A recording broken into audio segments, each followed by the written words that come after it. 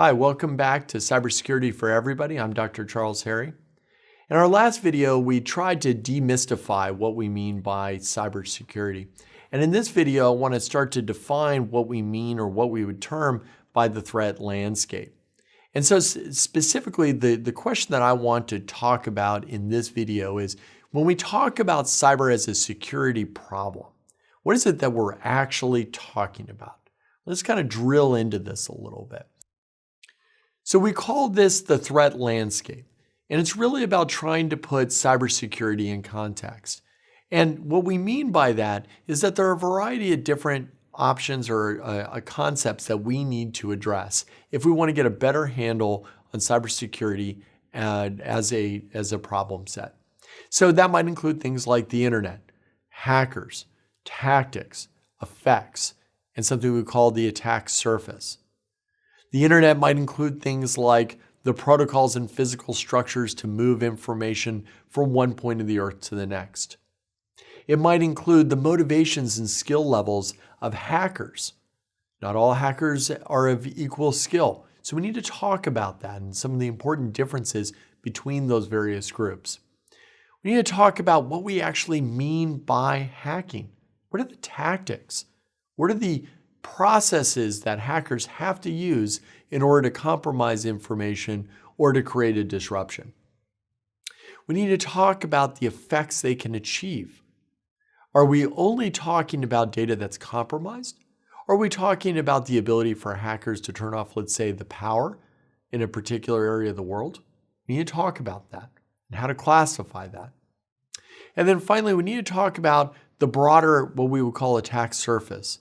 The interplay between physical and human systems that create the areas of opportunity for hackers to exploit. This is what we would call the threat landscape.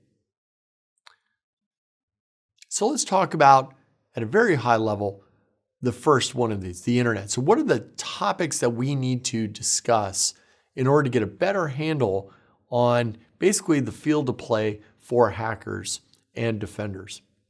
Well, this would include, of course, devices, your laptops, your phones, but it also includes even some of the sensors, things like your Alexa devices or your Google Home smart devices. But it also includes things like physical infrastructure. It includes things like fiber optic networks. It includes microwave networks. It includes routers and switches. How do we actually understand the security vulnerabilities associated with the physical devices? And we're going to have to talk about that. It also includes logical structures, the instructions, the way in which information is actually routed. How do we actually make determinations that information should go to this particular network instead of another? So we need to talk about that. It also includes things like applications. So cybersecurity is not simply about the networks, it's not simply about the hardware itself, but it's also very specifically about the applications we use. And then finally, we need to talk about governance. What are the rules of the road? Is this pure anarchy and everyone kind of makes up their rules as they go? Are nation states the ones that are actually responsible for writing those rules? Or is it something different? So we'll talk about that. So when it comes to hacking, though, the hacking is done by specific individuals or by organizations of individuals. And we oftentimes use the term hackers. Sometimes we use the term threat actors, and we'll talk about that in more depth in a different video. But the important thing to remember here is that hackers have different motivations as well as skill levels. So in some cases, hackers may simply be motivated by curiosity. They're just insanely curious about how technology works and how to potentially prove that out on the internet. But there are other types of hackers that may want to actually promote a specific social or political agenda. Others may actually have financial motives. They may want to try to steal information to sell on the dark web to make money. Or they may actually leverage their access in a particular bank to illicitly transfer funds. Or finally, the hackers may have political or military objectives. They may be affiliated with a large nation state or a small nation state who are interested in understanding the motives of another And then finally, the skill level or the sophistication of the actors varies. Not all hackers have the same ability. Oftentimes in popular media, you go to a movie and you see what? Someone sitting in their parents' basement who's able to take down an entire electrical grid, or they're manipulating the traffic signals in a large metropolitan area. It doesn't really work that way. While yes, there are some hackers and hacking groups that do have certain skills that allow them to engage in that type of highly disruptive activity, the vast majority do not. So regarding, various skill levels, we need to think about the various skills of hobbyists, of activists, criminal organizations, as well as nation states. This is an important differentiator. James Clapper, who is the former director of national intelligence, said in testimony on Capitol Hill that there are a variety of different threats that the United States face. And these threats come from different hacking groups. But specifically, the thing to take away here is that he notes that hacking and the effects of hacking have increased in size, scale, and severity. And we're seeing everything from highly disruptive attacks to exploitive attacks, defacements, attacks on point-of-sale systems used in retail organizations. Those are the things that you swipe your credit cards with. Denial of service attacks, attacks on control systems that are used to do things like manage your power and water systems. But there are a range of actors and methods of attack and targets that are all used. We see these attacks occurring in the commercial space as well as personal networks and government networks. We see hacktivists, advanced persistent threats, or what we call APTs, criminal and hobbyist groups, all alike, attacking a variety of different targets with different end effects. And specifically he notes that there's not likely to be what is oftentimes thrown in popular culture, a cyber Armageddon, or sometimes we use the term cyber Pearl Harbor. And that's probably not going to happen. It's not going to be a single event that takes down the entire internet. That's something that we tend to hear oftentimes in the movies, but that's probably not true. So what we are more likely to see are several nations around the world engaging in very targeted and in some cases very sophisticated attacks that can have a variety of effects. And so we, either as consumers or policy analysts or corporate executives or part of a leadership team, need to have a much more nuanced and sophisticated understanding of what threats are out there, who is conducting them, and ways in which we might be able to build resilience in our systems, both the technical systems as well as our human systems. And that's really one of the fundamental learning objectives of this entire course. So in addition to the hackers and the effects that they want to engineer, the threat landscape also includes the tactics, techniques, and procedures, what we call TTPs. And these tactics can include a variety of different terms that maybe you've actually heard of when you've read a news article about a cyber event. They include things like phishing, where I'm sending you that illicit email and with the hope that you click on a link. And when you click on that link, that allows me as the hacker maybe to engage in some sort of nefarious activity. So that email that you get from the Nigerian prince isn't really from a Nigerian prince. But it can also include things like ransomware, where I encrypt your hard drive on your particular computer and I demand payment in order for me to send you the key that unlocks it. It might also include something that we call a distributed denial of service, where now your computer or your web application server is that much slower or doesn't work altogether. It can include other terms like privilege escalation, infrastructure, virus, Trojan. It might also include malware-less attacks, where attackers are not actually including particular programs to run on your run on the disk of your computer. They're using what we would call a variety of different scripts like PowerShell and batch scripting. And then finally, there might be attacks on critical infrastructure, what we would call industrial control systems or ICS attacks.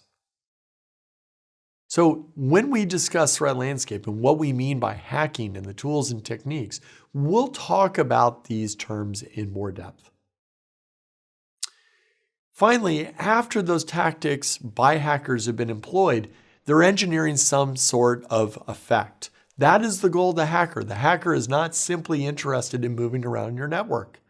The hacker actually wants to achieve some sort of goal.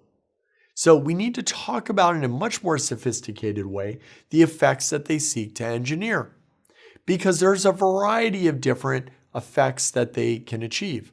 Everything from stealing information to manipulating control systems to demanding payment.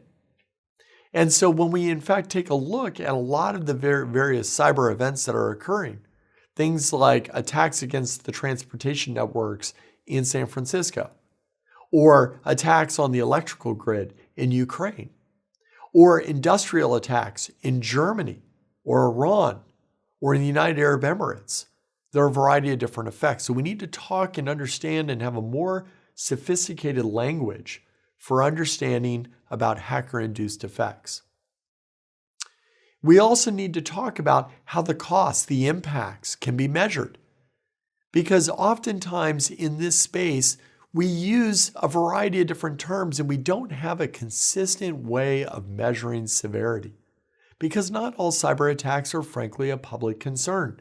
Are you really concerned about an attack on a retail giant?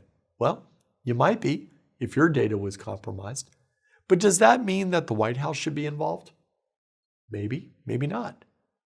What if your favorite local restaurant has its network compromised and it's taken down for 2 weeks? Should the White House be involved? Should the United Nations be concerned about that issue?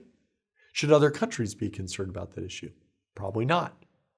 So how do we make a determination? Well, that really boils down to what are the costs? How do I measure it? And how do I actually make a determination of whether this is a private problem or a public concern? So these effects can be certainly measured in a variety of different ways, and they can be categorized in a variety of different ways. And a lot of individuals, the technologists who are charged with actually protecting these networks, need to actually be thinking about the end effects that are of most concern. In a fairly recent SANS survey going back to 2017, what we see here is that the respondents in this particular case rank order the effects that they're most concerned about. So it's not that they're just concerned about hackers and hacking. They're actually concerned about very specific effects that can be engineered against their network. And this very simple chart references a variety of different effects that they have often seen. So in some cases, they've noticed that most effects are in fact quite a nuisance. They're much more of a nuisance rather than a real impact. But they are concerned about system damage. They are concerned about other types of data being compromised. So understanding effects is critical. And then finally, we have to be worried about the attack surface, because our individual networks, our organizational networks, and our government networks are interdependent and complex. It is a mix of business and personal devices working together with a variety of different services, many of which are globally distributed. How do we protect all of that? How do we protect the data in transit? How do we protect the data that's resident in any one of those data repositories? And whose laws actually matter? Whose laws carry weight? If I'm sitting in the state of Maryland using a service that is hosted in Texas, and there's a compromise to that particular business's network in Texas, whose laws apply? State of Maryland? State of Texas? What if they're different? What if they have different thresholds for what needs to be reported? Does that matter? Let's make it more complicated. What if that business operates in Ireland? Do they need to follow Irish law, US law, Texas law, Maryland law? So the internet is a story of complexity, interdependence. It's globally distributed. Are your defenses optimized? And so these are some of the fundamental questions we need to address in this course. And then finally, we have to attribute the attacks to individuals. Attribution, or the ability to identify who is actually responsible for the hacking activity, is really complicated. They use proxy infrastructure, the ability to use other devices to make it look like it's coming from somewhere else.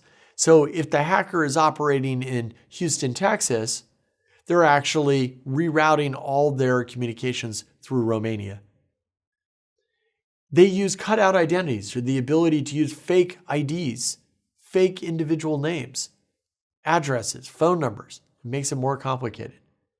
And so law enforcement has a really difficult time trying to understand not only the tools that are being used to conduct the hack, but also from where to hide. So in this video, what we've covered is trying to not simply demystify what we mean by cybersecurity, but start to define the broader threat landscape. The internet and how information traverses, the threat actors and motivations, the tools and tradecraft that hackers use. We take a look at the effects that they achieve, and finally, the broader attack surface. In future videos, we'll delve deeply into each one of these areas. I hope to see you next time.